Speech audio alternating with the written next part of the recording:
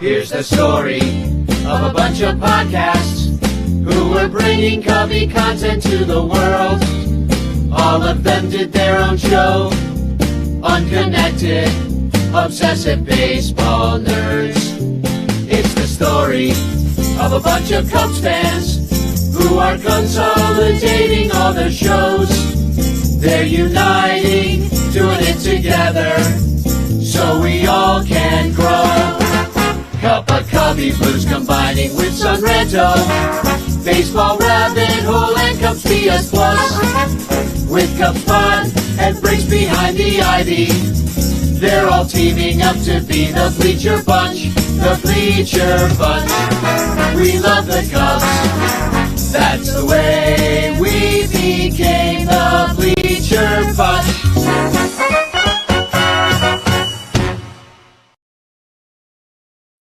Welcome to the Bleacher Bunch here on the Fans First Sports Network, bringing you such great shows like The Sunranto Show, Bricks Behind the Ivy, Cup of Cubby Blue, Baseball Rabbit Hole, and who am I missing? Oh, Cubs PS Plus, the amazing Mike Waller. And we're, of course, brought to you by our 100 and change Patreon supporters. Find out more how you can support us at patreon.com/Bleacher Bunch. Especially want to shout out Blake Beard, who brought me to a game this last weekend, and Rogue Wave Creative. Lawrence does great work. He's a big part of what we do here. So thank you for your support. And our sponsors, of course, in the clutch shirts. I'm wearing one of those, the Bleacher Bum Band. They made I looked for mine I went to grab one before the show so I could show mine off. But guess who wears their damn shirts all the time? And so then they're just not clean when I'm ready for the show. Yeah. Well, you have a washer in your house, sir. I know, but it's like, you don't think about it. You throw in these shirts on, you're like, oh, this is my 3-Finger Brown shirt. This is my Ranter Fest shirt. Like, this is my Shy Feds shirt. Like, I'm throwing these things on throughout the week, and then I go to look today and I'm like, oh yeah, they're all dirty. So, well, this show's brought to you by Michael Cotton's Dirty Shirts. And it's also brought to you by Matt Kammerer's Permanent Paintings. I'm going to drop a link in the chat right now of the incredible Bleacher Bum Band opening day poster that you can purchase for only $20 plus shipping. It's a damned bargain. Get it. Well, the getting's good because only available for a limited time. It's incredible. It's Bleacher Bum Band in a Chicago style hot dog. So go get that. Permanent Paintings on Etsy. And tonight that's Michael Cotton. He's here. I'm Danny Rocket. Hi everybody. Thanks for showing up here. Hashtag Chance in the chat. If you're nasty, you could win a Frank Chance postcard sent to you by me with a message of love, and actually just love. It's going to be all love this time. No doom. No doom at all. We got too much doom going on. It's just all about the love now. No, exactly. And I was going to say, everybody who is a Patreon supporter, they got a Baseball Rabbit Hole this week. If you're not a Patreon supporter, you are still waiting. I will get it out there, but you gotta wait. You don't get it early like everybody else, and without ads like everyone else. And they missed about 6 Cubs pods. Because you don't even get that at all. That's just Patreon. So please join us. It's only $1 a month, and it's just a way for us to form a cult. Oh, sorry, did I say that out loud? Oh, sorry, that was an accident. A good cult, though. A good cult, yeah. Cult of personality. The kind of cult where you give us money and we don't do anything horrible to you. We just talk a lot. Yeah, exactly. In your face. Well, speaking of talking a lot, and I just want to bring on our guest tonight, and this is one of the Spanish language voices of the Chicago Cubs. It's a very wonderful pleasure to have on the show, Jorge Moreno. Hey, Jorge, welcome to the Bleacher Bunch. How you doing tonight? What's up, Danny? What's up, Mike? Good. How are you guys doing tonight? Decent. That question is loaded anymore. Yeah. Everybody's always like, you just want to say, I'm doing good. But then you're like, am I? Wait, should I say it like that? Like, what should I say? This shit's weird. I don't know. With the Cubs record right now, I think we should be doing okay, It is. And if you don't count Japan, which we shouldn't, which I do want to talk to you about your trip there, because you had quite the trip there. But if you don't count those 2 losses, I mean, the Cubs are 9-3, 9 Yeah. and yeah. So Yeah. I mean, that's pretty good. And To be even fair, if you don't count any of the losses, they're 9-0. yeah, exactly. That's what I'm banking on. So, yeah, it was. You're right. They look good. I was sitting out there with Bleacher Jeff in the left field bleachers the other night, and he's like, "I think we're good. I think we're looking good. This is a good team." He's like, "What is this? We look good." So, how's it look from where you sit on the other side of the ballpark when you watch this stuff very closely? Yeah, no, I would agree, and going back to that Japan, and I don't want to, touch much on it, but yeah, for sure, like it looked like a very different team. They look like they're having fun, and they look like they've been adjusting to whatever the weather is, not just playing the long ball, but playing the small ball. And I think just the way they're generating wins has been very good, and has just generating confidence all around Wrigleyville, which is amazing. It's if you can instill confidence in a Cubs fan, you've really climbed a mountain.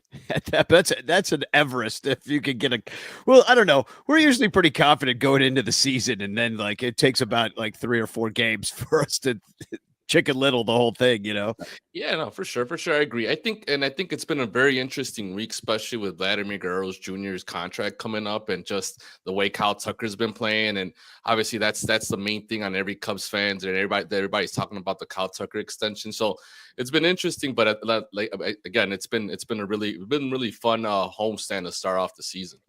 Yeah. Now, Jorge, so you're a lot closer to it than any of us are. And I know you aren't in the inner circle yet. Still, the Spanish language broadcast is still not, for whatever reason, they should be building a brand around you guys. You're amazing, and they don't get it. But what do you hear about all this? Like, you brought up the Kyle Tucker stuff. Like, when you're around the park and you're around a lot more of the insidery people, do they talk about that? Is there anything going on that you ever hear?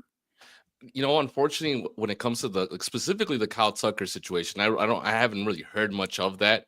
I was outside the clubhouse when they came out and they opened it up and they gave us the news about Justin Steele. So I was informed about that injury. So, little things like that, I do get informed. I've been trying to listen around, trying to create circles and try to see, what's going on within the bigger guys in the industry. But within the Kyle Tucker, I don't really have much information, unfortunately.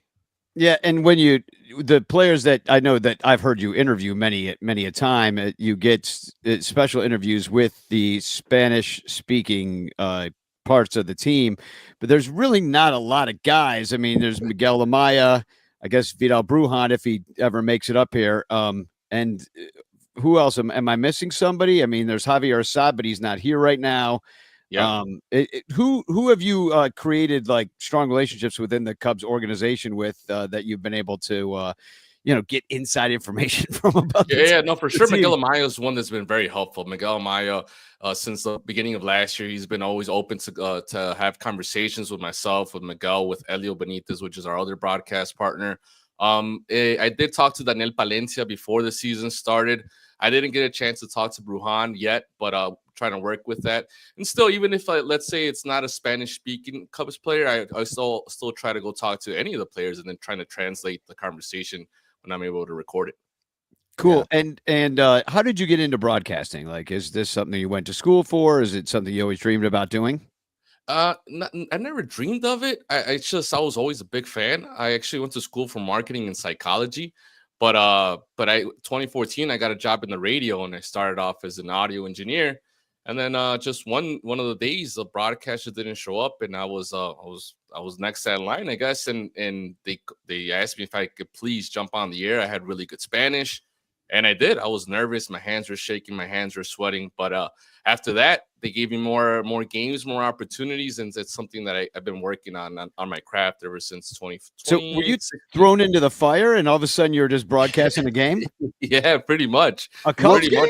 What was the game? No. It wasn't a Cubs game. It was like an activation at a supermarket with like a company. And I had to do a 30-second commercial on the air. So that was kind of how I started. Yeah. But then I thought you got thrown into a game. Any game. No. She knew that I love anything sports. would have been tough. that would have been crazy. She knew I love sports, so ever since then, she gave me opportunities to be on the broadcast and sports, and that's how I got my feet wet with the Cubs, with the Bulls, and then obviously with the Blackhawks as well. And is this all WRTO? Correct. This is all WRTO. Yeah, and that is 1200, I believe, on your AM dial. Yes, on the old dials, it is 1200 AM. Yeah, I mean, I'm still a big radio guy. I've been packing up my entire life. I got to move in a couple weeks, and sometimes I listen on this giant yellow and black boombox that I bought on eBay about 15 years ago, but it's from the 80s. And I'm sorry, but the game sounds great through that. Like even the little static that's on it and everything, it just gives me such a nostalgia, for that moment. And so being in radio, and I assume that you've done some television too, as well. But what do you find to be the difference between when you're calling a game on the radio versus TV? For example. For sure. The way I compare it is like driving a car. Like when you're on TV, you're mostly driving an automatic car where everybody's seeing what you're seeing, and you just have to kind of describe a little bit on what's on the screen, as opposed to when you're on radio. It's like driving a stick shift car where you have to be more careful, you have to pay more attention, and you have to be more precise. With radio, you have to see something that my broadcast partner is not seeing, or try to figure out a stat that he probably hasn't said. So it's a little bit more articulate, but again, if it's your passion, if it's something you've liked your whole life, then it's something that you do with a lot of love. Yeah. Now, I think you said that there's 3 of you in the booth, right? Yeah. So it's 2 of us on the call, and there's a 3-man rotation within us. Okay. And so how did you guys work together to figure that out, right? Because the best calls for anything is when you have people who work well together, and you guys work well together. It's like it's a fun listen. So like, how did you guys work that out to I don't know, I guess just get there, because it's not easy. People all over the place can't do it. Yeah, no, for sure. I think so Miguel's always on the play-by-play. That's something that he does. And then myself and Elio Benitez are the ones that we rotate out as his color analyst. But to your point, it's also always important to know what he needs. What does Miguel need? What does the listener need from that he hasn't provided? And before the season, we get together, all 3 of us, and we it's kind of like, when you get season tickets, and we just break down the schedule, and we see, all right, I got this game, you got this game, and that's how we go about scheduling our games. And now I know just firsthand that you guys also like each other very much. So, so if you go over to Murphy's after a game, you're likely to bump into one, if not all 3 of you. And then I'll add Noah to that list too, who's up and hanging out. But I think that makes a big difference. Like listening to you guys every night. And I know that probably the Cubs brass are not really tuning in to the Spanish broadcast. I don't know if they speak Spanish, but you guys kind of can do your own thing, fly a little under the radar. And because of that, it kind of feels like I'm hearing the play-by-play. I know everything that's going on in the game. You guys are describing everything in a detailed fashion, but you guys are also really good friends. So it kind of sounds like a podcast to me as well. So, does that make...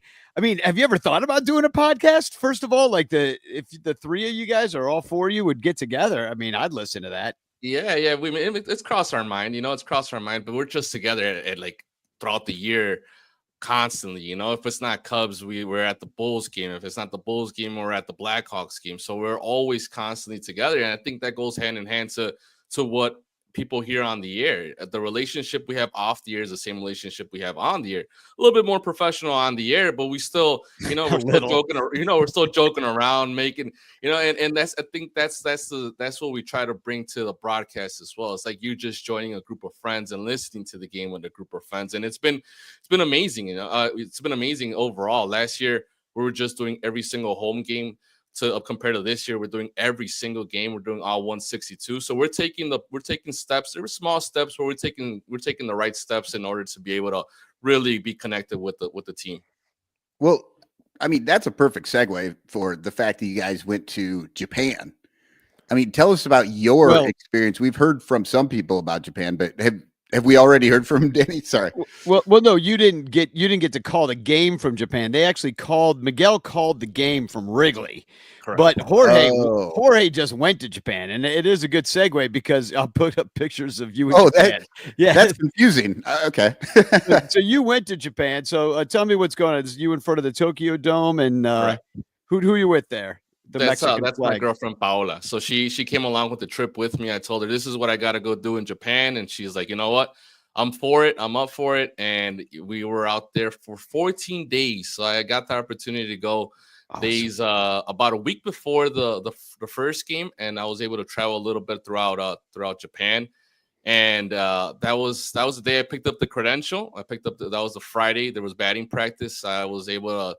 We were both, Paola is Mexican, of Mexican heritage, so that was a picture that meant a lot to us. And that's me rocking my Ecuadorian flag. My father's Ecuadorian, so that was something I also really wanted to share with my Ecuadorian family and just show them how happy I am to represent not only my community, not only my culture, but to be able to be in Tokyo, to watch the Cubs, which my favorite team is just, it's an amazing experience. And then here you are with a couple of Cubs fans. Is that Cubby Mike there? That is. So that was the first time I had seen Cubby Mike. I had seen him on social media. I had seen him on Twitter, X, whatever. And then I came across him, and he was talking with this gentleman. I'm like, you know what, Cubby Mike, I wanna introduce myself to you. I follow you on social media, and I don't know if you guys would mind taking a picture with me. So that was pretty cool.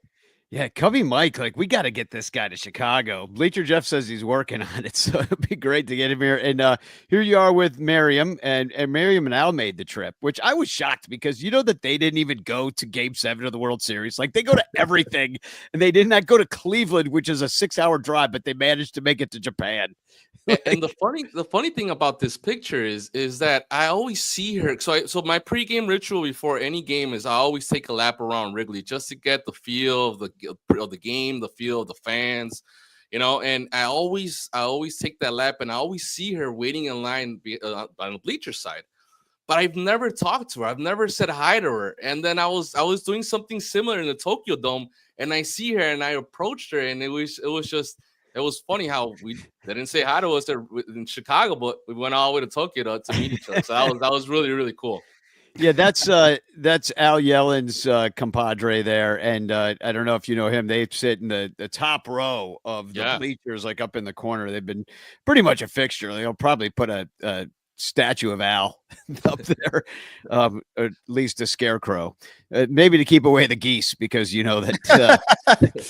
That's been an issue. And then I think I got one more picture. Yeah, here's this one. Now, who's this gentleman you're with? Yeah, so on our way back, we were at the city of Kobe where they do the Wagyu beef. We're on our way back to the city of Osaka, and we got off on the wrong train. So I asked this gentleman and his kid. I asked the gentleman, I'm like, you know where I could get in to go to the city? He's like, yeah, and he helped me out. He was very nice, very patient. And I see the kid, and I took stuff with me from like Cubs, like bobbleheads, stuff that they gave us out in the stadium. And I really felt like a brand ambassador. I felt like it was my need to really try to make Cubs fans out there, because everybody loves Shohei, everybody loves the Dodgers, but we had a fight to make some Cubs fans. So I gave the little kid the bobblehead, and the father was just so excited. So I thought it was a really cool picture. Definitely cool. Yeah, and Jeff I talked to him about it the other night in the bleachers. We were freezing our butts off out there, and that's kind of was his take on it too. He's like, obviously guys approach it a different way than each other, but he's like, I really feel like as Cub fans that showing up, that me personally, I made inroads into a cultural exchange. He says I learned a lot about how things work over there. It certainly opened his eyes, and that. At the same time, he was like, I feel like we're a growing brand. Like, he felt like a brand ambassador too, like much to the chagrin of most of Twitter. They're not too happy about him being a brand ambassador for the Cubs. But hey, that's who we are. You just got to take it, us warts and all, But so what else did you see in Japan? Like, tell me about some of the highlights of your tour. And you got to go around. Did you see any Japanese baseball while you were there? I did not. I did get a chance to go watch wrestling. So I grew up being a big wrestling fan. Going to Mexico at a young age, I would watch Lucha Libre. And then obviously back in the States, I loved WWF back in the day, WWE. And I saw that there was going to be a show on Tuesday in the city of Okayama, which is 3 hours south of Tokyo. So I decided to go ahead and book the train, get the tickets, and witness a Japanese wrestling event. So I think that was just very culture shock. It was crazy, and overall, it was just a cool show. Yeah, what was different about it? Just, I mean, it's just everybody was so quiet. Like the match would go on, and everybody's so quiet. You can literally hear the English broadcaster broadcast the match, and everybody's just quiet, and nobody, as opposed to in Mexico, and that's in this when wrestlers coming out, they're throwing beer at him, they're touching him and stuff like that. Over there, nobody's touching nobody, and it was just very cool to see that the other side of wrestling, I guess.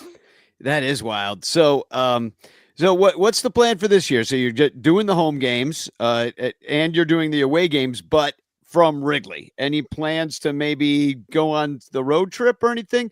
I'm going to try to talk Howard Enkin into sponsoring you guys. I mean, he sponsors everybody. He's got Bleacher Nation. He's on the broadcasts.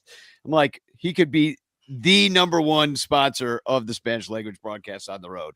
That would be amazing. As of right now, we have tentatively maybe the local ones, Cincinnati, Milwaukee, Pittsburgh, within the division, St. Louis, but we are definitely trying to travel as much as we can, and hopefully next year that's the big step that we take as a team, is that we could travel all 81 games.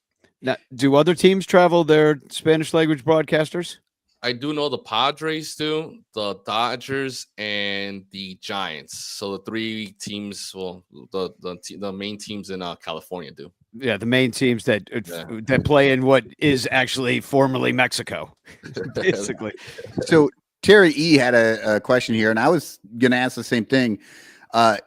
Terry asks, is it strange doing the road games off a video feed? Like, what's the process of calling a game from video? Yeah, it's a little different, obviously, you don't get to see everything that's going on, as opposed to when you are at the ballpark. Sometimes you don't get to see who's warming up in the bullpen. At times we do get a feed where we get to see where the camera shows us like every single part of the ballpark, but that's very minimum. It molds you a little bit different. You have to prepare a little different. You have to do a little extra work as opposed to when the team is playing at home. But it also makes it easier for when the team does come home. It does make your work a tad bit easier back when the Cubs are at Wrigley. What kind of work? Like more research, or just have more things to talk about because you don't have as much to see? Yeah, a little bit more research. A little bit more research. The MLB provides great websites for us in regards to stats and stuff like that. But you do have to be a little bit more on it. When the Cubs are at home, you get to see what kind of pitch it was. You get to see how many pitches, the amount of pitchers, and stuff like that. So that's a little bit of the differences between home versus away. So where does that feed, the video feed that you're watching? I assume it's not the marquee or whatever. It's more of a just your own feed, right? I believe it is the marquee feed, but it's more of a live feed. It doesn't have a delay, or it's more whatever kind of like the production is seeing. That's kind of more what we see. Do you have to hear what they're saying while you're trying to talk? No, they also pump FX on our broadcast. So our engineer, which you mentioned, Noe Brito, he usually gets the FX on our board and he sends it to our headphones. So we're listening to whatever we're seeing directly. So it's synchronized. So whatever we're seeing is what we're hearing in our headphones sent to us from the ballpark. It is cool because you can hear the crowd sounds and it all sounds very live. And, they got pretty good at that during COVID because everybody was calling it that way. And I think that it took some kind of engineering know-how to how to sync all that stuff up. But once you get all those syncs correctly, you can make it happen. And you wouldn't know that you guys weren't there. Yeah, it is cool. Obviously, it's something that technology, advanced it and stuff like that. But we still do want to travel. We still want to make sure that just because we can do it at Wrigley Field doesn't mean that we want to. We want to actually travel with the team and be part of it. Now, is there any sort of a camaraderie with the other Spanish language broadcasters, the ones that do travel. So if San Diego comes in, like I mean, I don't even know. Are you guys like in the same booth, or you got the wall between you sort of thing?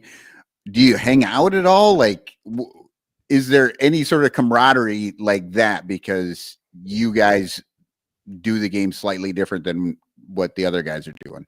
Yeah, for sure. There's a big connection. It's big. It's big. So it's a smaller community, but we always try to stick together in that sense. Try to help each other out. We just had Eduardo Ortega from the Padres over at Wrigley all weekend, and he came over, talked to us, told us, give us some pointers. He's been in the business for 39 years now, so he gave us some pointers on what we can do, what he suggests that we do. Little things like that. Last year we did get to travel to Los Angeles, so we did talk to the Spanish broadcasters from the Dodgers, and they also gave us pointers and they welcomed us with open arms. So it's been really cool to be able to talk to other broadcasters and try to pick their brain and see how far they've gotten and try to learn from what's worked for them as well. Now, I got to ask you, because you just had somebody pretty special up in the booth. Was this opening day? There's you and Miguel and Big Z. Yes. You got to hang out with. He's looking good. He looks like he'd go out there and throw a couple innings, maybe take an at bat, hit a dong. What was that like, meeting Big Z? That was pretty surreal. We actually had him on the broadcast booth last season.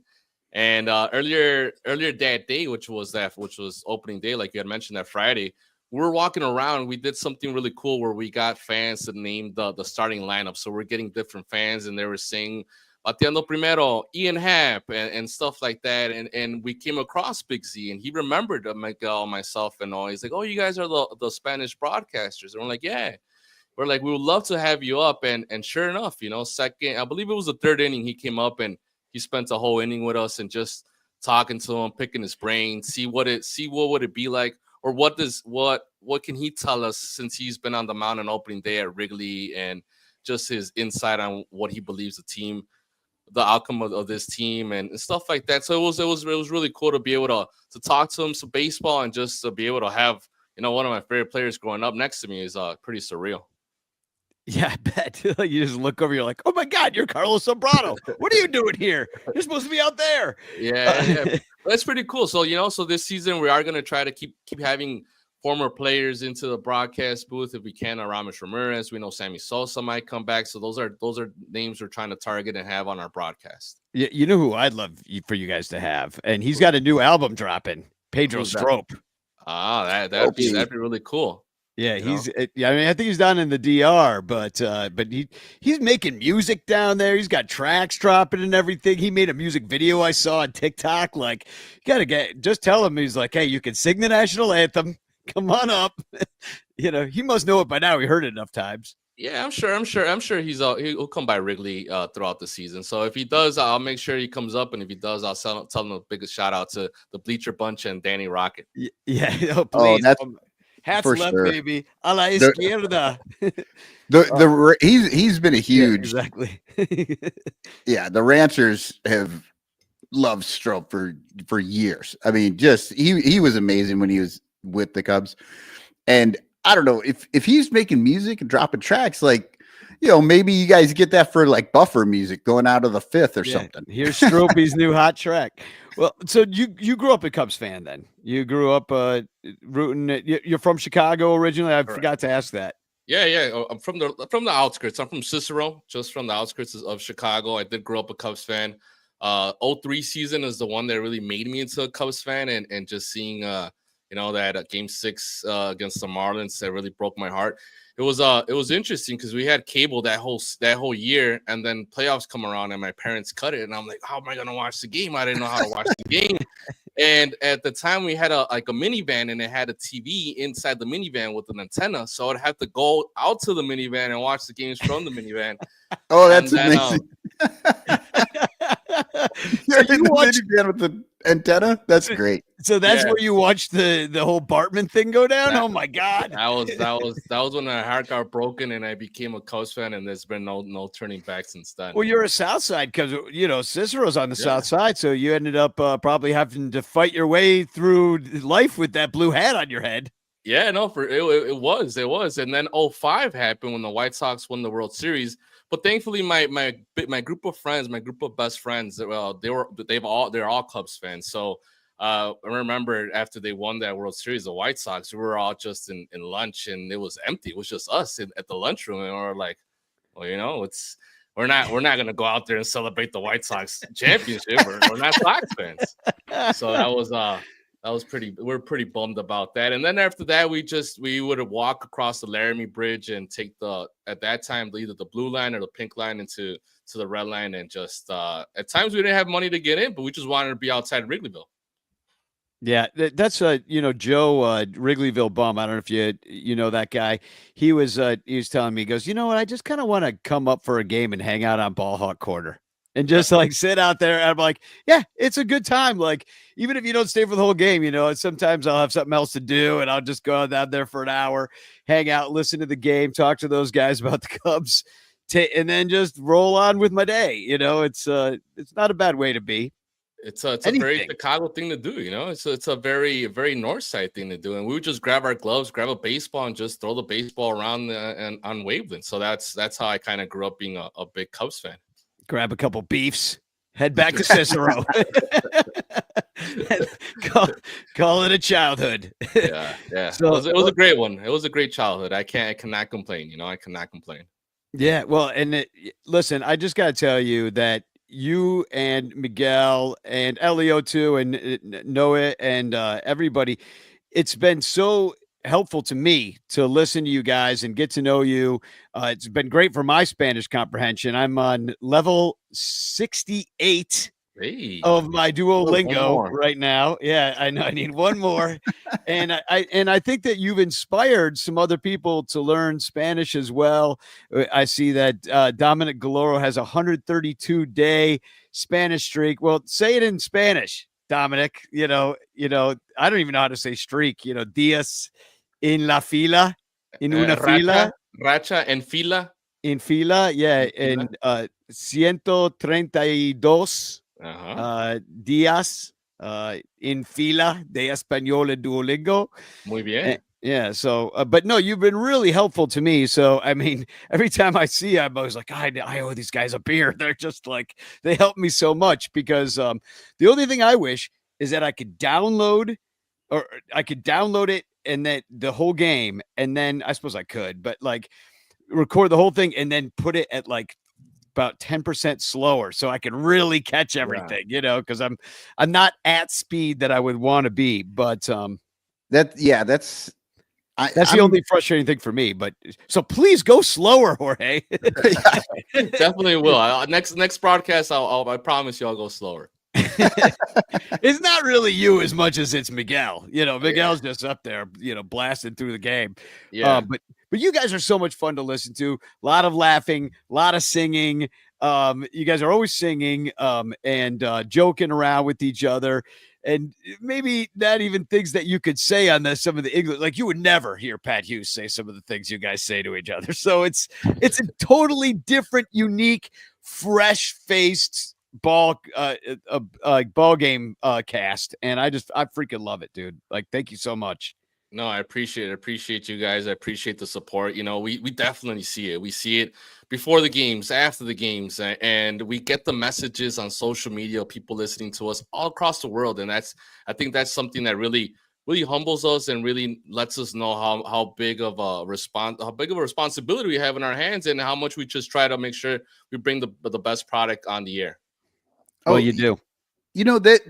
That brings up something that I totally forgot about until just right now. So, but I know in the past, like there have been some Japanese players that would come over and they would actually be able to speak with the Spanish players like somewhat easier than the English speaking players.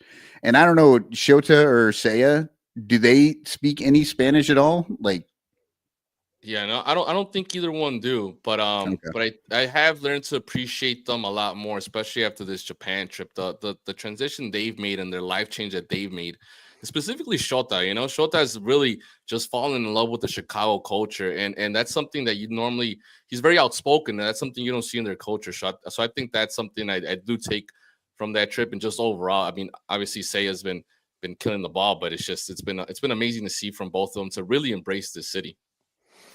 Yeah. So finally, give me your big crazy prediction for this Cubs season. We're still at the beginning. Cubs, they look good, but how do you feel? We going to the World Series this year? I don't know World Series. As much as I want to, I think it would be a dream to be able to go to the World Series and call the World Series, but I have to hold my expectations. Maybe win the division, get out of the division round, maybe championship series. If I want to be bold, that'd be something amazing. Up against the Dodgers, maybe again. Well, we got them this weekend. We'll see how that all goes. Interesting, very interesting. A road trip, From what I heard, it's supposed to be Yamamoto, Sasaki, Glass now, and then Dylan Cease against the first game against the Padres. So it's a tough test for the Cubs, but I think if they could get through that and they could make it into May with a winning record, I think we should be good. Yeah, and who we throwing up? We got Boyd. Yeah. Five finger Brown and TBD. Oh, here we go. Yep, here we go. Yeah, Steele's on the IL, so it's going to be rough. But yeah, and especially seeing Dylan Cease is always sort of I don't know. It gets you a little bit. Yeah, as long as we don't get the deja vu from last year when we're up 8-1 in the game against the Padres and then blow that game. That's the one that's really stuck in my brain. So as long as we don't do that, I think we should be okay. That trauma lasted all year. Yeah. I'm sure it did. You could tell what players it did as well. Yeah, we all wake up screaming, I think, simultaneously at 3:14 in the morning. So wherever we are. So, well, thanks for coming on, Jorge. We'll take a break, but I do want to appreciate you coming and being part of the Bleacher Bunch and everything you do. I'm sure I'll see you a lot this year down by Wrigley. We'll be hanging out. I'll be certainly listening to everything you guys do. Late night tomorrow, I'll have you in my ears. Probably fall asleep with you and Miguel. That don't take that the wrong way, but no. I thank you guys. I want to thank you, Danny, Michael. It's been amazing. And whenever you guys want to talk some Cubs, I'm just a message away and I'll jump on. Sweet, dude. Thank you so That'd much. Be great. So hashtag chance in the chat, and we'll be right back after this message from Patreon, patreon.com/Bleacher Bunch, how you support everything we do. Thanks, Jorge. One more time. We'll be right back. The Son Ranto Show has hired me, a professional voiceover actor, to tell you why you should become a Son Ranto Patreon patron at patreon.com/sunranto. First of all, it's only $1 a month. And if you can't afford $1, I don't even know that the Son Ranto Show wants you as a listener, because you're too poor to even hang out with anyway. Also, as a Patreon member, you get the Son Ranto Show ad-free, and the Patreon-only podcast called Cubs Pod, which releases daily during the season with bonus episodes all off-season long. Son Ranto Patreon members are also eligible to win a monthly prize, get exclusive Son Ranto Discord page privileges, and there are more perks at every level. Plus, 10% of your Patreon support goes to help the Lost Boys Youth Baseball Program as we give back to our community. So what are you waiting for? Spend your hard-earned money on tickets and beer for the Son Ranto Show by subscribing at patreon.com/sunranto. Otherwise, they'll think you're a poor loser. A big, fat, dorky, poverty-stricken loser. Take it from me and by commanding professional voice, and become a Son Ranto Patreon supporter right now.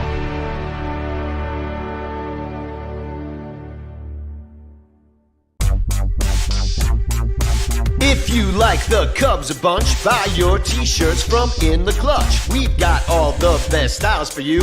Dansby, Seiya, Morel too. Clark Fly in his W.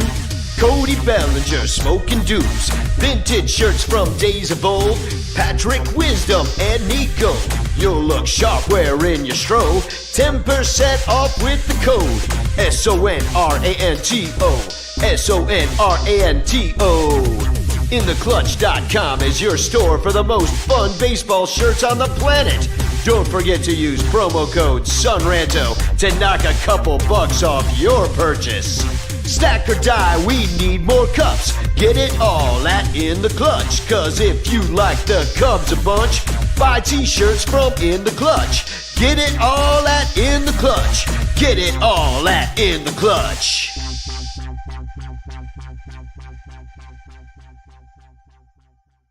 Cubs Cast Corral. Yeah! Welcome to the Cubs Cast Corral. Let's get it started with Bricks Behind the Ivy.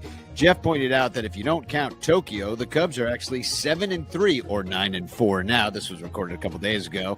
And Pat said it's nice to focus on the games and not, the ownership being cheap or the money stuff. And he did give the bullpen a little bit of a reprieve for their performance recently because of the weather being cold. But also they may be trying to get a little bit too cute, walking the leadoff hitter too much. To which Jeff gave a stat that said that 40% of leadoff walks score. But overall, they feel that the 2025 Cubs team has a different fun factor than last year especially. So that's it for Bricks Behind the Ivy. Now to Baseball Rabbit Hole. Michael Cotton goes through the odd idiosyncrasies of different stadiums around Major League Baseball and the reasons that teams maybe change the dimensions of their fields within the rules of the required dimensions, of course. Also that the bases aren't really 90 feet away. They're 87 feet away in actuality. Originally it was 42 paces. Talked about how the lefty batter has an even greater advantage for being closer than he had thought.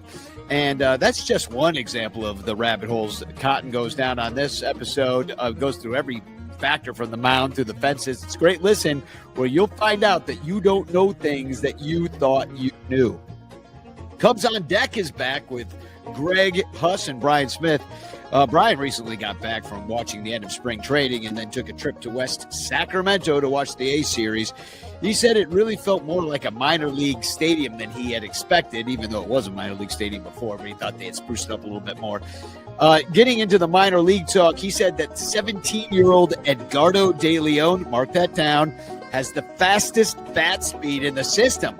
And Ben Cowell, who we got in the Leiter trade, really impressed him. And that Christian Franklin got a shout out in Baseball America for his impressive StatCast prowess. Greg in the past had asked Christian on how he had cut down chasing high fastballs, to which Christian Franklin replied, I just stopped swinging at them. Also, Owen Casey had an 80% hard hit rate before he twisted his ankle, and Cade Horton looked great in his only start. But Arizona Phil says Jackson Wiggins may be an even more impressive prospect than Horton. The Fly the W podcast, which was gone for a week, is back. Dustin and Crawley, they said that eating meatloaf against the Padres really left a bad taste in their mouth. I mean, meatloaf's pretty good, but yeah, I could see it leaving a bad taste. With Ryan Stressley, what they call him, giving the Cubs the Sunday scaries for 2 weeks in a row. Also pointed out that it was a badly managed game on Sunday by Craig Counsell. Crawley prophesied that the Cubs will win Gold Gloves at all three outfield positions, and that PCA probably shouldn't bunt in some of these ducks on the pond situations, and maybe Shota Imanaga should wear sleeves when it's cold. He can pitch better. And finally, on Lockdown Cubs, Matt and Sam reminded everyone that this is the toughest stretch of the year for anyone in baseball, maybe all year. But it's disheartening to hear that Justin Steele is on the IL, putting us in stay afloat mode. However, if he's out for only a couple of weeks, we may only need one start from someone else because of the off days. And they pondered who that might be. Assad, Wicks, even Chris Flexen, who most Cub fans don't know that we signed for depth down at AAA. And they're just hoping the Cubs can break even Tom Ricketts style against the Dodgers and Padres this following swing out west. So there is your slightly abridged, didn't have a lot of time this week, Cubs Cast Corral. Welcome back. Isn't it amazing how many things you could talk about one baseball team in 6 games in just 1 week? There's like 20 different shows, all with like slightly different kind of takes and things that they took away. And it's, I mean, we're lucky.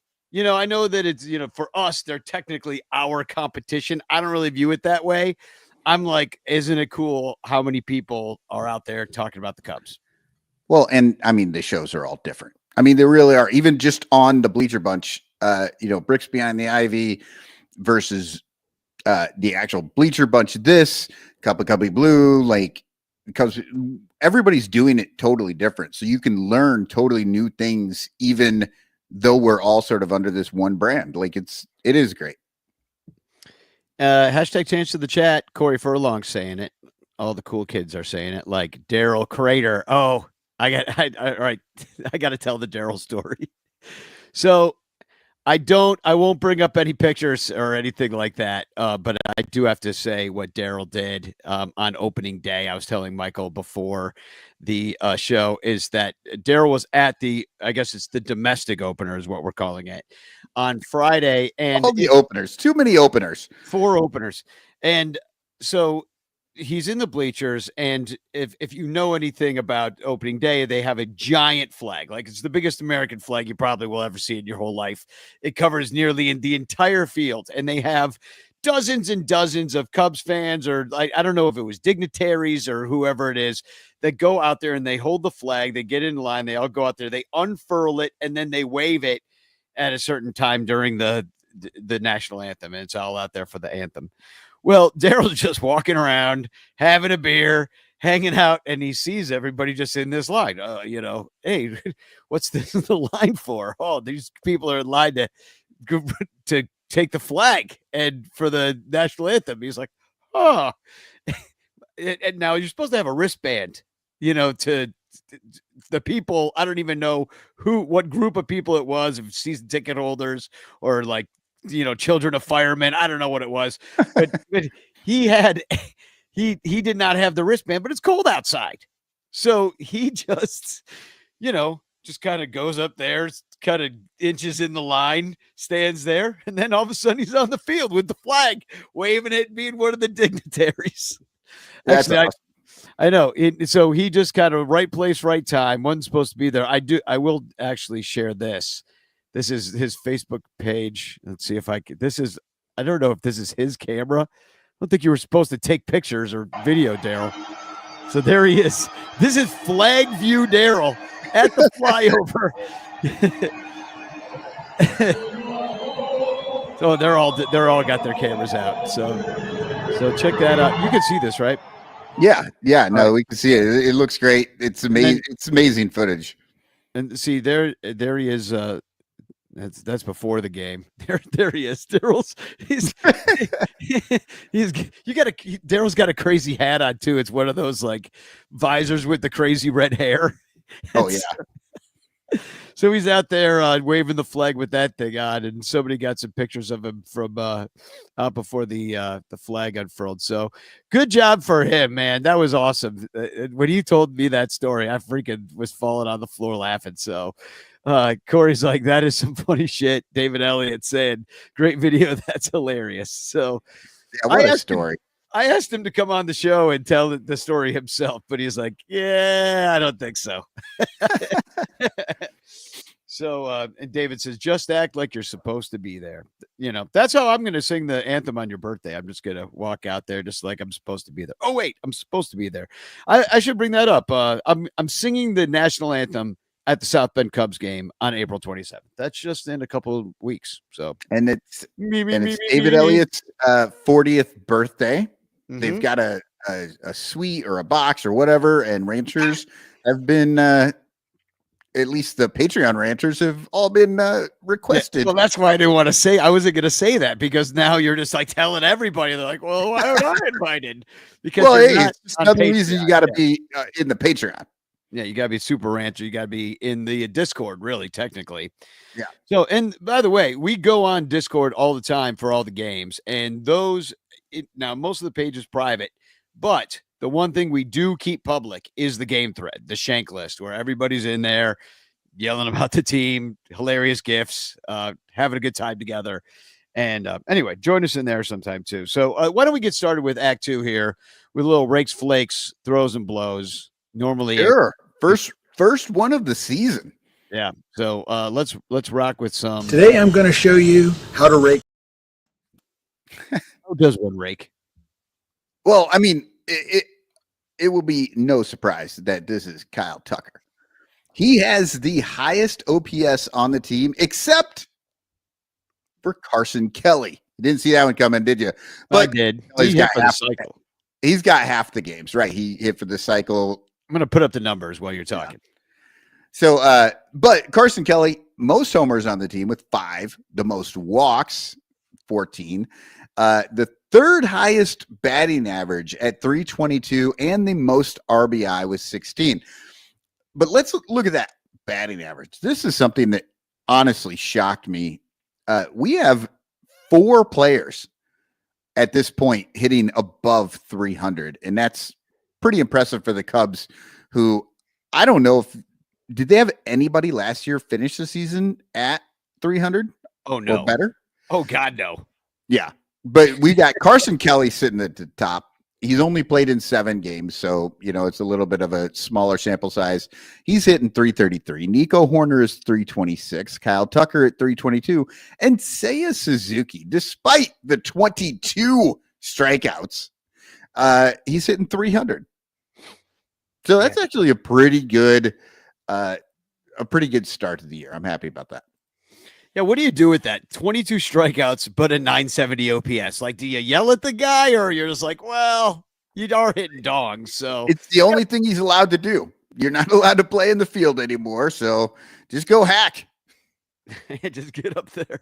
He's taking 11 walks too, which isn't terrible. I do like the Kyle Tucker walk number too, because as the raker, 14 walks to 7 strikeouts. That's pretty damn impressive. Right. And to be, he's the power hitter. He is the, strongest hitter on the team. He's hit the most home runs, and to also lead the team in walks.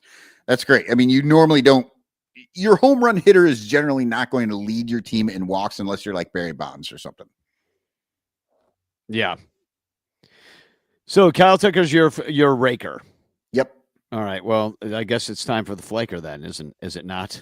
Yeah, let's hit the flakes. I haven't worried about flakes since my grunge days. Remember them? Less and less. In my grunge days, my hair was that long as well. Well, and this one, we're going to go with Pete Crow Armstrong. He does have the lowest OPS this season. It isn't going great. He's at 549. And he's slashing 211, 286, and 263. But before anybody gets too crazy about it, I don't think there are too many people who think Hap is really doing terrible right now. And his OPS is only 9 points higher. And his batting average is lower. Both have struck out 15 times. The only thing that puts Happer up on top of PCA right now is that Hap has 1 home run and PCA has none. That's it. So it's funny how the perception, though, you know what I mean? I don't think anybody is saying Hap's having a bad start, but his numbers are super comparable to PCA's, and I think people are starting to wring their hands a little bit with PCA. What do you think? Yeah, I was wondering, because I think about it in terms of Cody Bellinger too, because everybody's, well, you're not going to pay that salary and just keep him on. I'm like, just have him be a bench guy. I'm like, no, you do, because Cody Bellinger is a way better hitter than Pete Crow Armstrong is right now. PCA could become that. I think you give it some runway here. At least he's batting above 200, and he's going to give you the speed, and the defense is never going to slump. I'm kind of surprised, and maybe you're being nice because he's a rookie, that you didn't give it to Matt Shaw, who is actually way worse than both of those guys. Well, okay, but so he's taking a lot of walks, though, which is impressive for a rookie. 10 walks already. And that's the thing. So I was looking at Matt Shaw, but when you're looking at OPS, you got to pick something to kind of give yourself a place to sort people. And Matt Shaw is right behind Ian Happ. He's above Justin Turner. And the big thing that Matt Shaw has is he's got 1 home run, and he's got those 10 walks and only 13 strikeouts. It's just impressive that a rookie would walk that much, because usually you'll have 13 strikeouts and no walks, or 50. Some of these guys don't even walk their first month in the majors. Yeah, I've been happy with PCA's walks, and he's got 5. You know what I mean? I've been when PCA's walking, I'm like, oh, that's good, because A, he's super fast. So, just getting on base is all he needs to do. And then, but also just the eye to not be chasing. And Matt Shaw, I think, is right there. He just doesn't have, I don't know. I would like to actually see what his BABIP is. My guess is that Matt Shaw probably has a really crappy BABIP. So I'm wondering how much runway you give it all. You don't really have any other options for PCA at this point. You moved on from anybody that you were gonna maybe use there, whether it be Bellinger or Canario. They're gone, and then now Owen Casey. If you ever wanted to do something there, he twisted his ankle. So I guess Alcantara would be the next one up, but I don't know. Does he have any experience? No. So, we don't know if that's going to be better than PCA. I mean, it might even be worse.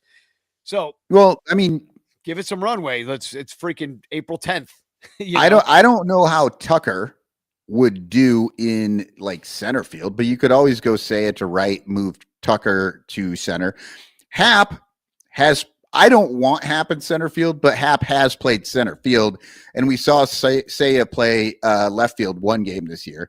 So, there are options to move them around a little bit, and maybe it would be good to just give him a day off, just to sit and watch the game for a minute instead of, playing every single game.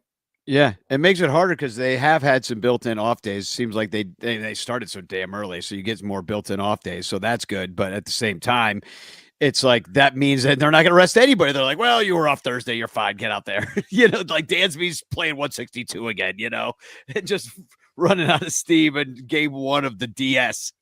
Right, and for PCA, that's not a situation where he physically needs any rest. I'm just saying a mental day for him to sit and just watch the game, maybe stand next to counsel and listen or do something besides actually playing to maybe just sort of maybe see something, or maybe it just feels a little different and he gets a little bit of a chance there.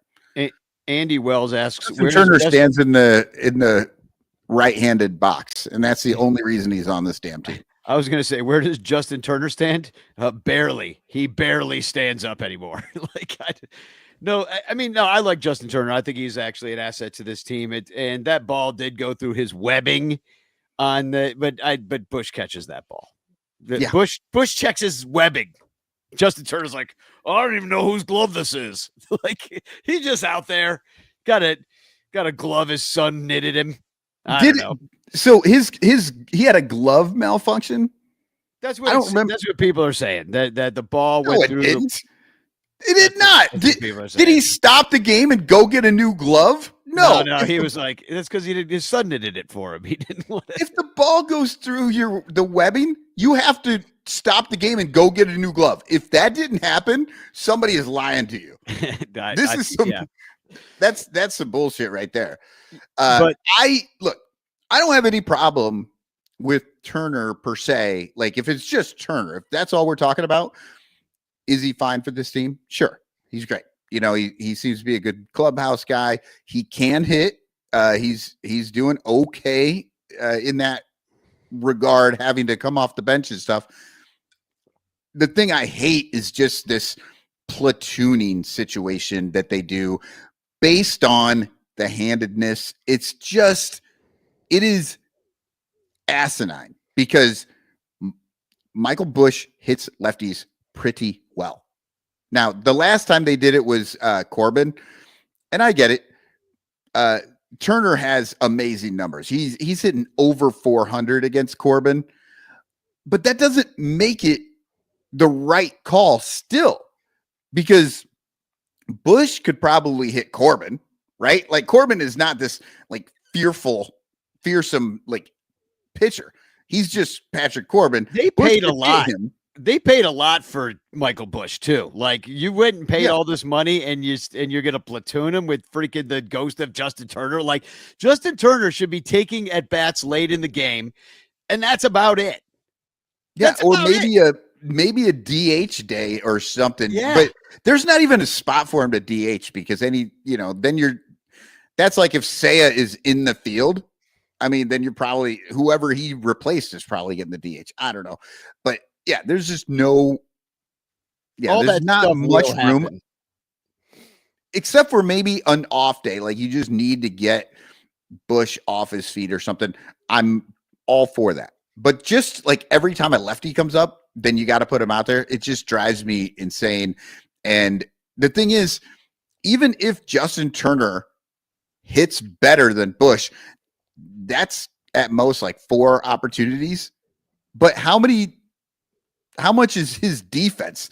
Remember the defense? Remember how much the Cubs talked about defense and how important defense was and how you got to have run prevention. You got to do all this. And then the second a lefty shows up anywhere near the game, they put a first baseman out there who's just not very good at first base. Yeah, I mean, I wouldn't say he'd probably about average, but Michael Bush is good and he's athletic and he's younger and he's just can get to more. Well, let's get to the throws. Speaking of getting to more, let's get to more. Throw up my hands to the Lord.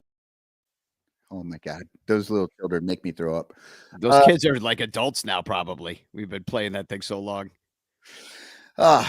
Okay. Well, despite struggling a bit yesterday, Shota Imanaga has the top spot with the throws this week. 2.70 ERA. That's 2 runs lower than Justin Steele, who is the next best. And hurt.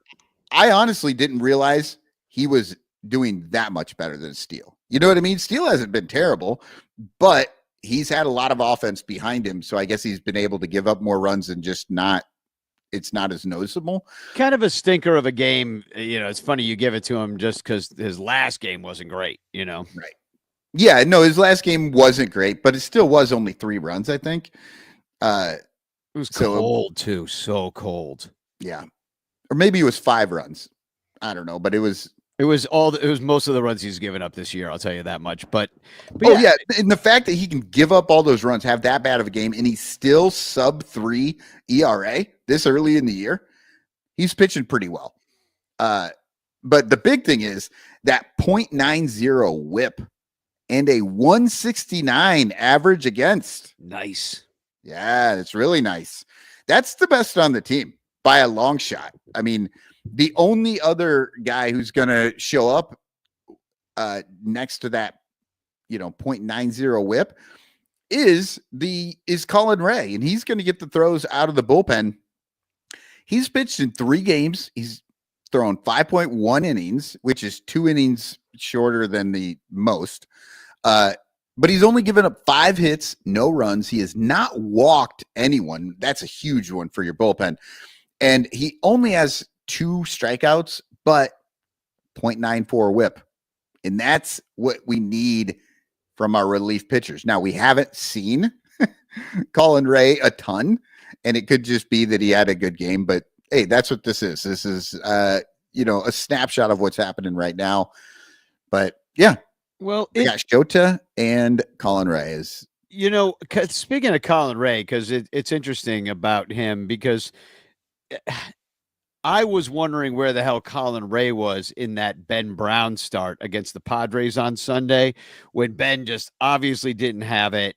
It was, he was really roughed up early in the game. You would have thought that would have been a pretty prime spot to get as much as you could out of Ben without the game getting totally out of hand, which then the Cubs, remember was the 2 balks and they scored all those runs and they scored 5 and they actually went up, even though Brown had a terrible first inning. In that game, the Cubs were leading and that would have felt like the perfect time to bring in Colin Ray to get control of the game and to just run with it the rest of the time. Maybe even pitch the rest of it.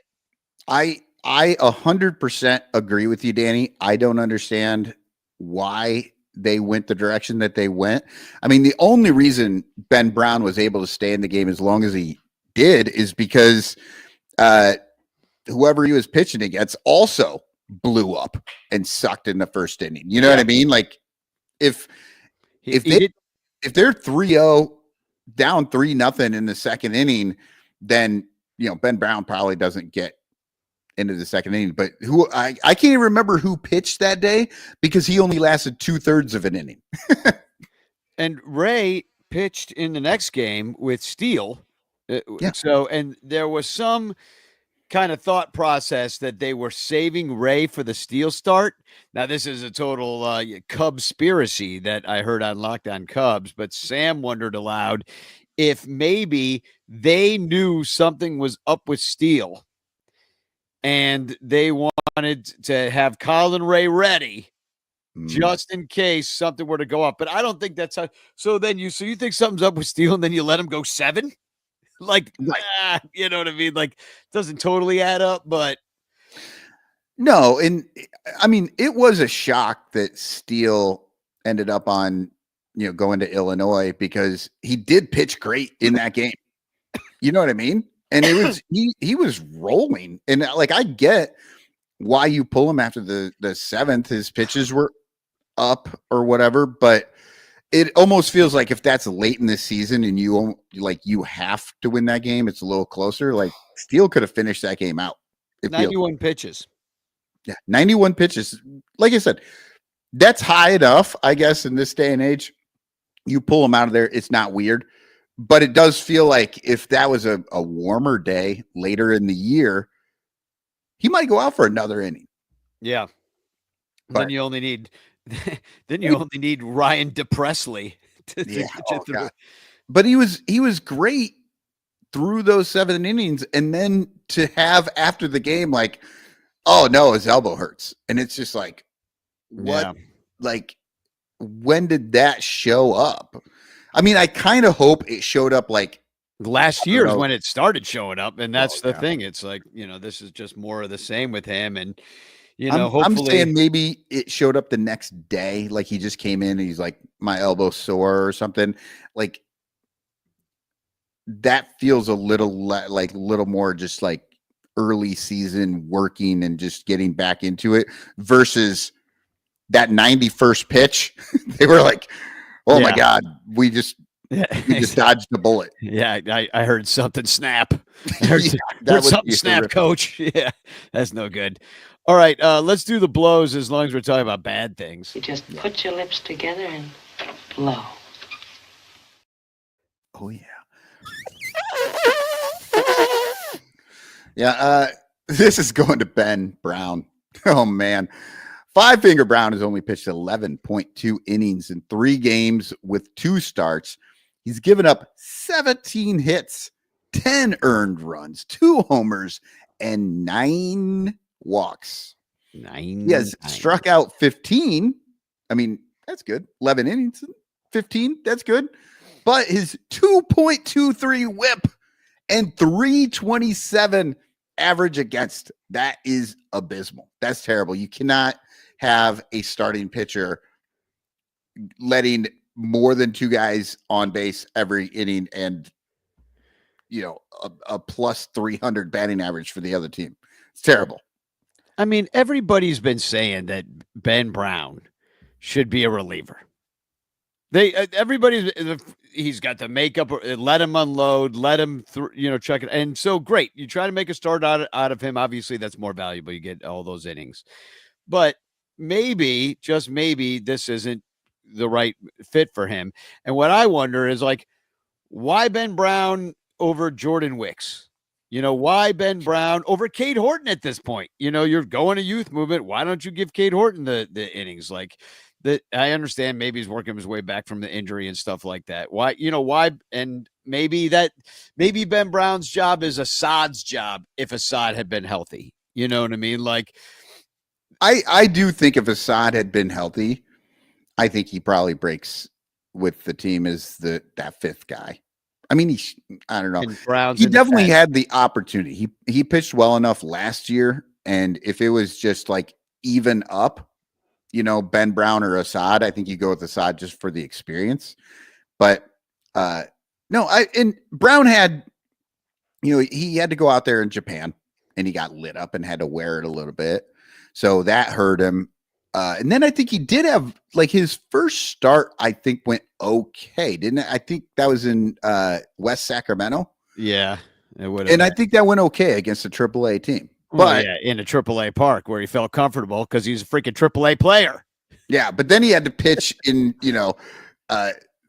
wind chill was in the teens and it was no good. So even though he's like looking terrible, I honestly don't think you can make any real decisions on who Ben Brown is after these 3 starts because none of them seem like they were indicative of like, I don't know, a good normal situation.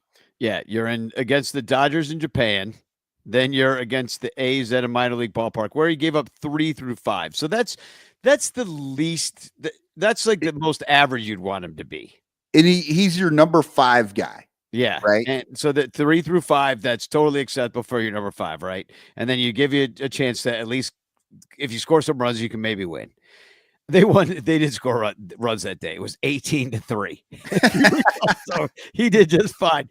And then then against the Padres, it was a really rough start. He did kind of settle down a little bit, but not enough to stay in the game because he only pitched 4 innings and gave up 5 runs on 7 hits, walked 4, which ain't great, and then struck out 5. It had a hit by pitch too. So he just that first inning was a complete disaster for both teams. Oh, and the Dodgers struggled, the Padres struggled that whole series of controlling the ball. None of their pitchers had good control of the ball, and it has to be the weather, like how cold it was. So I think it's the again, ball. I don't know if you can the ball. The pitchers can't grip it. It's totally different. They changed the ball. Yeah, and then, but so Brown goes out there. I think he gives up 3 runs in that first inning. It's terrible, but he gets through it. Whoever the Padres put out there, maybe was that Vasquez? I don't know who went out there, but he only made it 2/3 of an inning. He couldn't even get out of the first inning.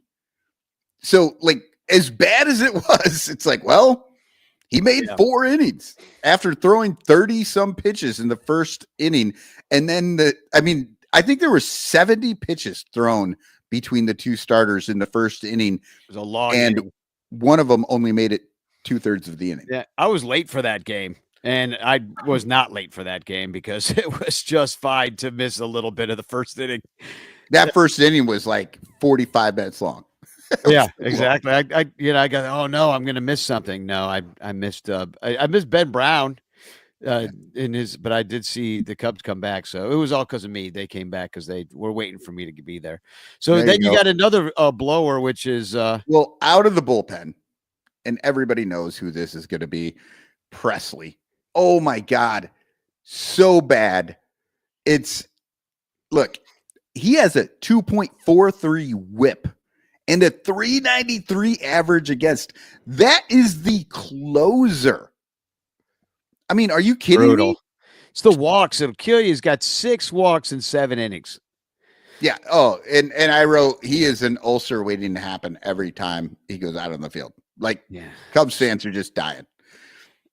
He's so bad. It's not. This is our closer. Yeah, I mean, and I don't feel good about any of these guys, really. No. I don't. And on the flip side of, you look at Brown and he's had weird starts or weird appearances that you can't really make a big decision on. I feel the exact opposite of Presley. I think we are seeing who this guy is. And if Craig Counsell is going to stick with him as a closer for much longer, we are going to be in the same position as we were last year. Yeah. Heart attack Hector all over again. Astros sloppy seconds. Sad stuff. Just terrible. Well, you know what else is terrible? The goose is gone. The goose is gone, and it could have really been a thing. Like, I'm so sad that the Wrigley goose, as seen here in this graphic from Obvious Shirts, which they did. They got all over it. Joe's good like that. Next day, like Wrigley goose, section 538, it's going out. And I need to pick up one of these shirts because this will be one of those trivia questions. What animal made its home in Wrigley Field? And the year 2025 when the Cubs won the World Series for the second time. And, I'm putting that out there. The World Series, we're going to the World Series this year. But yeah, Wrigley Goose, I'm kind of sad it was a thing. It could have really been a thing, especially if there were hatchlings, but geese are mean. Yeah. Yeah, they can be. Yeah. Well, look, they made that, and they also made a goose bobblehead. And don't know who's selling this, but it's the Wrigley Goose bobblehead. But I don't know that was. I don't think that's an actual bobblehead. That looks like an AI generated something. Oh yeah, this is something the newsroom did, but no, I'm saying that. But they did make one, and I'm sure Crawley's already got one. But it's funny though because everybody really wanted to make that Wrigley Goose thing a thing, and it lasted for 2 days, and then the goose was the gone. rickets. Well, I want to know. They said, the goose flew away. It did? No, that goose is dead. That goose is cooked. They came in the middle Go to of the Catalina Club, and they're going to be serving up some goose. Yeah, exactly. They're like, come to the carving station. We got roast goose. Would you like some dressing? So that happened. And then other extracurriculars. Did you hear about the Lady and the Tramp hot dog couple? Oh, I talked about it on the Cubs pod today because, I mean, this is right in Shit Bambi's wheelhouse. He was all ready to talk about this and not the game. Oh, yeah. So if you don't know the story, which everybody pretty much does by now, is that a couple, they're not even a couple. They're just a man and a woman who actually are coupled with other people. And for whatever reason, in the first row at the ball game, they decided to Lady and the Tramp a hot dog while on camera. I guess they must have known they were on camera at the time. They must have, because they wouldn't have just done that. Oh, yeah. I mean, willy-nilly. They've got great seats. Shoda's right in front of them. I'm sure. Saya. Oh, yeah. Saya. But I'm sure somebody texted them and said, "You're on TV." Like, yeah. So do something crazy. So they decide to Lady in the Tramp a hot dog. And then it's turned into, now there's AI cartoons about it. Like, it was pretty great. I assume this is AI. Oh, probably. Yeah. The guy, like, not in the AI picture, but in the real picture, that guy looks like Kevin Smith circa 1998. He really does. Yeah. So that was kind of a crazy story. And then, like, they found them, and it turns out that they're with other people, but they just Lady and Tramped the hot dog. Like, like, what if your wife saw you Lady and Tramping the hot dog with some chick at the game that you didn't know? Like, that wouldn't go over too well. Well, it depends. I mean, if it's like a friend of mine and she knows this person, that's one thing. If my wife sees this and she doesn't know who that woman is, that's bad news, That's what I think. I don't think they even know each other. I think they met at the game. If they just met at the game and then they did this, like, yeah, that's, I don't know. Lucy, you got some explaining to do. Yeah. Well, maybe they've got an agreement. They're allowed to eat hot dogs with other people. I don't know. I mean, ultimately, it's probably not a big deal, just simply because it's You're on not TV. sexy. Yeah, it's yeah. funny. They It's knew not they were sexy. being. Yeah, they knew they were being seen doing it, and it was like just goofy joke thing. I don't know if you're confident in your relationship, this is not the thing that should blow you up. Yeah. So anyway, that was hilarious. And then the other hilarious thing that happened that wasn't on television is I got hit in the head with a baseball at the game. So Hey, what ball? A ball that Ian Happ threw up into the crowd. So it's just tossed. Yeah. So the Bleacher Bubs, they're not in midseason form. Let's just put it. It was cold out there on Tuesday, and let me tell you, it was cold out there. So I'm out there with Jeff. Jeff's getting drunk. I'm out, Mullet Man. He's over there. Josh, they're having a good time. First ball comes up. Josh misses it.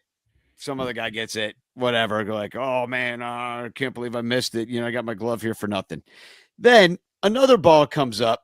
Now, in the meantime, I had this discussion. I'm like, wouldn't it be funny if we started playing like the bullpen game where when the ball's coming up, you can't flinch. You just have to let it hit you.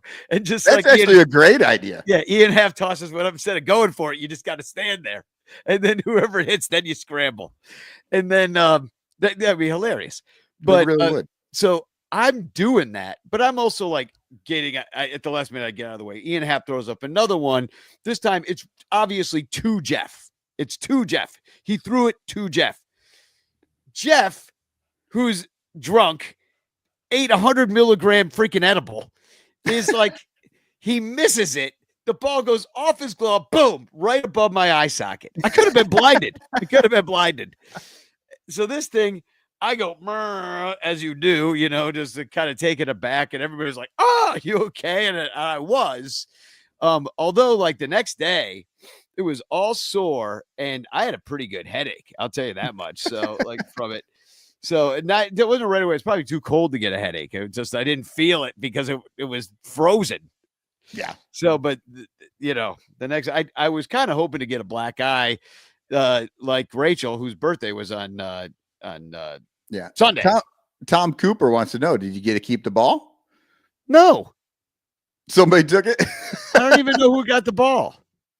I have no idea who got the ball. Because you got hit in the head and you couldn't follow. Yeah. Well, yeah. If you have a ball with some of my skin on it, it's mine. Yeah. Guy Serious says, what's he bringing the glove to the game for? I don't know, because it certainly didn't help me out.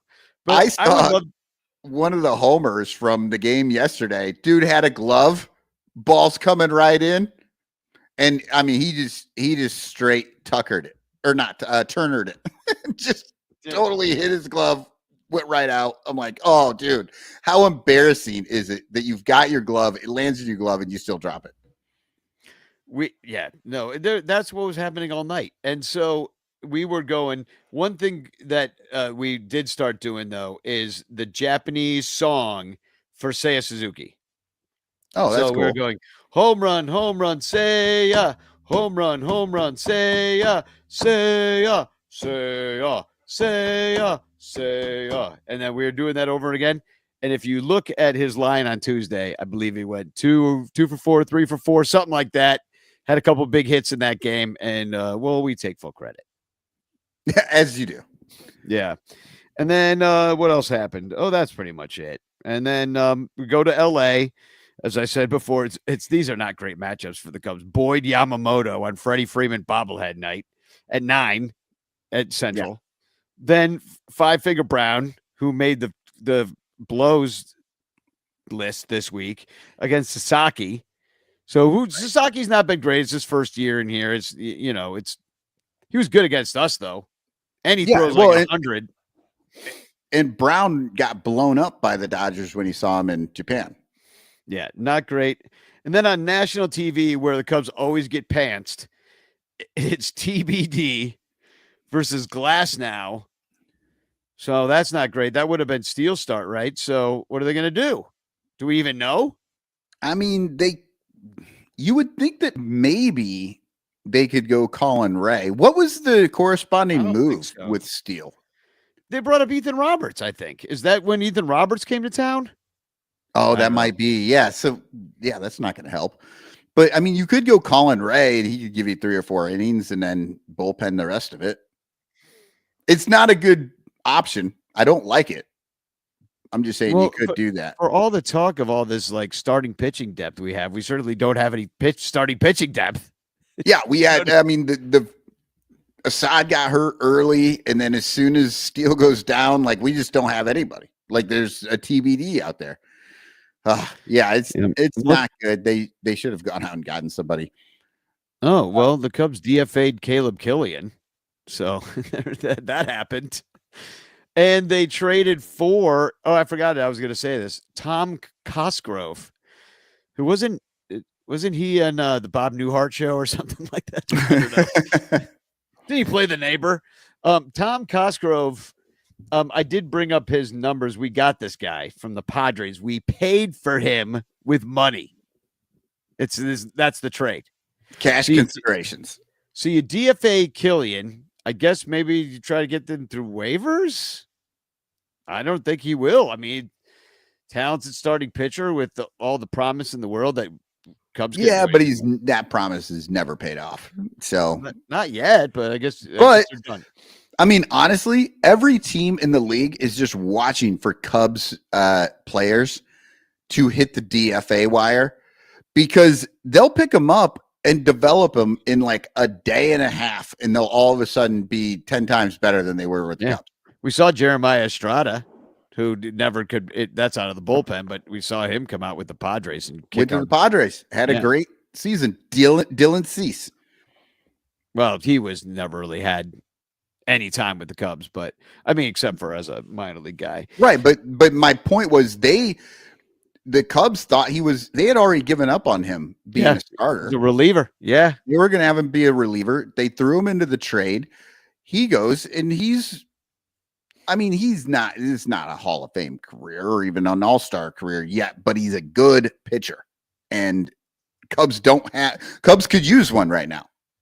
So this Cosgrove character, it looks like he's a reliever, and he came. So this guy's not going to help either from that standpoint. But Cosgrove, he was really good in 2023 in 54 games and 51.1 innings. He had a 1.75 earned run average, a whip of 0.97. He had 7.7 strikeouts per 9. That's just okay. The walk numbers, I don't know, could be lower, 3.3, but he didn't give up too many hits. Actually gave up 31 and 51 innings. So I don't know why everybody's so excited about this guy. But and then last year, this was in 2023. The 2024, he was terrible. But every other year, with the bullpen guy. So his whip doubled. His ERA is 10 times the amount, 5 times the amount. 6. It's way higher. Didn't pitch in quite as many innings. Probably was hurt. So I didn't look it up, but because I just found out this information. But he's got a really long minor league career. Look at that. Oh yeah, he's been around since he was in 2015. So Cubs must see something in this guy. Aren't you sick of saying that? Well, they must see something. They got to see something in him. Only because I don't trust it. Yeah, exactly. Like if they were like, oh, they must see something, and then we all see what they saw, I'm good with that. But we never see what they see at all. No, and then they're gone. Yeah. Look, they had Japan. It was terrible. We all had to sit on that for like 2 weeks and wait for the season to start. It was bad. Then the season started, and things have gone well to this point. But here's the big issue I have right now. I mean, we had the A's that we swept, which they should. But then you got the Padres and the Rangers in some of the coldest conditions you'll play baseball in. And it felt like the Cubs just sort of handled that a bit better. And I'm really concerned about this road trip right now, because again, they got to go to LA, which is just brutal no matter what. Death. Yeah, death. And then they got to go see the Padres, who, by the way, going into Wrigley were undefeated. And then the Cubs beat them twice. The Rangers going into Wrigley had only had one loss, and then the Cubs beat them twice. That's a lot to get you sort of excited until you think about those games were not games that you can draw conclusions from. They were so cold. The Padres and the Rangers pitching had way more of a problem with everything than the Cubs pitchers did. The fielders as well. I mean, I saw a number of fielders for the Rangers and for San Diego just bricking balls off their gloves and just not picking things because it was so cold. Yeah. Even with a glove, it's so freezing stupid. cold. It's so dumb. They should not be playing baseball in Chicago at this time. I know that you can get a random good day here and there in April. No, but it can certainly happen. It could have been 80 randomly. But back in the day, they didn't start till at least mid-April in Chicago. You had a big fat West Coast road trip. You got plenty of domes you can go play in. Yet with balanced play, you got your pick of the litter. You got half the teams that could probably just have the first 10 games at home and don't start on March freaking 27th. Start a little bit later. Make it go later. I know they don't want to get into football and all that stuff. Now they got all these stupid playoff games. So it's like, right. Well, maybe just don't have a tournament where you let literally every team play. Like, it's ridiculous. Yeah. Well, anyway, we should wrap it up. We've talked enough for tonight. So hashtag chance in the chat to win the Frank Chance postcard sent to you by me with a message of love and doom. David Elliott, play some scheduled double headers. Yeah, that's all I would say. Absolutely. Yeah. And I've been advocating forever, nothing but 3-game series. Give them every Monday off. So if you do have a rain out, every single team has Monday off. And so there's always a day that you can make it up. You can either make it up that Monday, or there's a time in the season that you can do it. And then you can do double headers on Sundays because they've got the next day off. Like, it would totally make sense. And wouldn't that be wonderful just to have an entire Sunday of doubleheader baseball throughout the whole league? Yeah, it would be great. Like it would make baseball unavoidable on Sundays in the summer, which would be cool. Yeah. All right. Well, let's pick it. Hashtag chance is your last chance to get into the chance. Here we go. Lots of names spinning look around. at all the names floating around. No Artie. No Artie. No Artie. Oh, Joey. Congratulations. Sorry, Artie. I had to put the press your lucker on you after winning 3 straight weeks. By the way, I thought as I was cleaning up all my stuff and seeing what I had, I decided what I'm going to make the Patreon or the hashtag chance prize for the end of the year. I've got a pretty sweet prize, which is a poster signed from that 1984 Cubs event from last year at Club 400. I got that thing signed by multiple players that attended that event on this poster. So it's a really cool poster. I think that it's a hell of a prize. So that's the prize. No, that's a great prize. It's wonderful. Yeah. Who wouldn't want that? Hashtag chance in the chat. Oh no, we already did that. No, you just did that. Yeah, we're done. Joey won. Joey's in there like all excited. So, all right, that's it. That's the show. We are the Bleacher Bunch. We got all sorts of great shows. Thank you. Oh yeah, I'm going to plug my book. Look at that. I got these. These are my author copies. I don't think you can see them really well, but 69 Bible verses with. I wrote little things. There's some history things. Some are just pure jokes. I try to make them, some of them somewhat funny. I think I make fun of the fact that Yachty had nut trouble that one season. I'm going to share the link to it in the chat. It's the Bleacher Bum. Wait, no, I just accidentally shared the wrong thing. Well, that's you should buy that too. You should buy that too. But yeah, if you're on Amazon looking for it, you got to put in Bleacher Bum Bible Book. And here it is. The entire thing, or else it will not come up. You put my name in, won't come up. Bleacher Bum Bible Book. And I just shared the link to it in the chat. So check that out. It makes a great present for any Cub fan. And you can read it on the toilet. Easter's right around the corner. Get somebody the type of Bible book that they'd actually enjoy. It'll make you look religious. And it's totally something that you sit next to the toilet and you can just read a couple of them and then you're all done and you're moving on. That'll definitely be a fecal mattered book. So, and the pages are nice and soft. So, I mean, worst case scenario, you run out of toilet paper. You got it. If COVID hits again and nobody knows what to do. And that's a great idea. Like, get multiple books just in case we run out of toilet paper. Or once you use it as toilet paper, you will need to replace it. So that's just more books you got to buy. All right, that's the end of the show. Well, we'll end there because it's just going to get worse from here. So I'm hoping we break even on this road trip. So in honor of that, I'm going to play a little Tom's Break It Even. Yeah, I'm kind of feeling 2 wins, 2 and 4. That's very optimistic. We'll see you next week. Spig on! All right, spig on!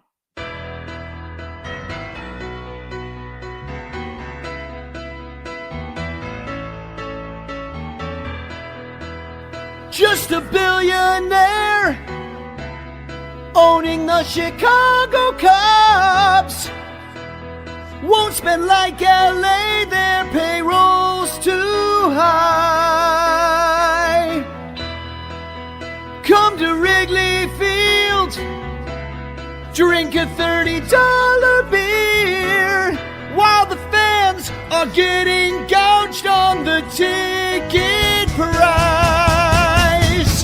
Mets and Dodgers buying all the best players, fielding the best starting 9.